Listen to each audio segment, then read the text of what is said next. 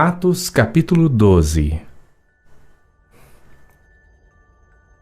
E por aquele mesmo tempo, o rei Herodes estendeu as mãos sobre alguns da igreja para os maltratar e matou à espada Tiago, irmão de João.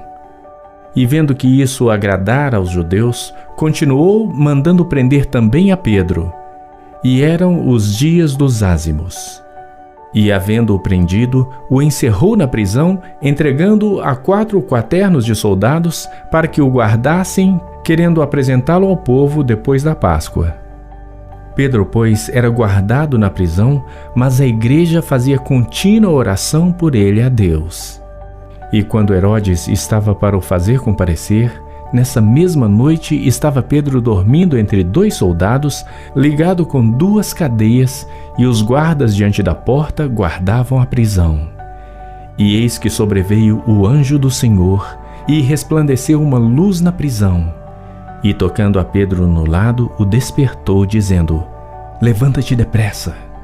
E caíram-lhe das mãos as cadeias. E disse-lhe o anjo: Cinge-te e ata as tuas sandálias. E ele assim o fez. Disse-lhe mais: Lança às costas a tua capa e segue-me. E saindo o seguia. E não sabia que era real o que estava sendo feito pelo anjo, mas cuidava que via alguma visão. E quando passaram a 1ª e 2ª guardas, chegaram à porta de ferro que dá para a cidade, a qual se lhes abriu por si mesma.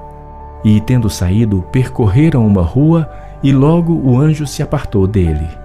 E Pedro, tornando a si, disse: Agora sei verdadeiramente que o Senhor enviou o seu anjo e me livrou da mão de Herodes e de tudo que o povo dos judeus esperava.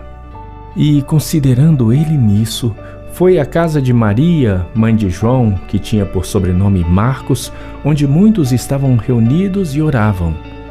E, batendo Pedro à porta do pátio, uma menina chamada Rode saiu a escutar. E, conhecendo a voz de Pedro, de gozo não abriu a porta, mas, correndo para dentro, anunciou que Pedro estava à porta. E disseram-lhe: Estás fora de si. Mas ela afirmava que assim era.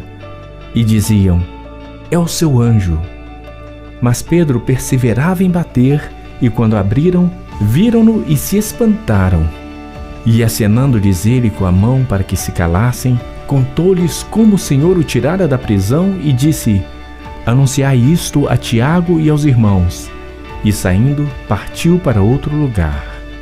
E, sendo já dia, houve não pouco alvoroço entre os soldados sobre o que seria feito de Pedro.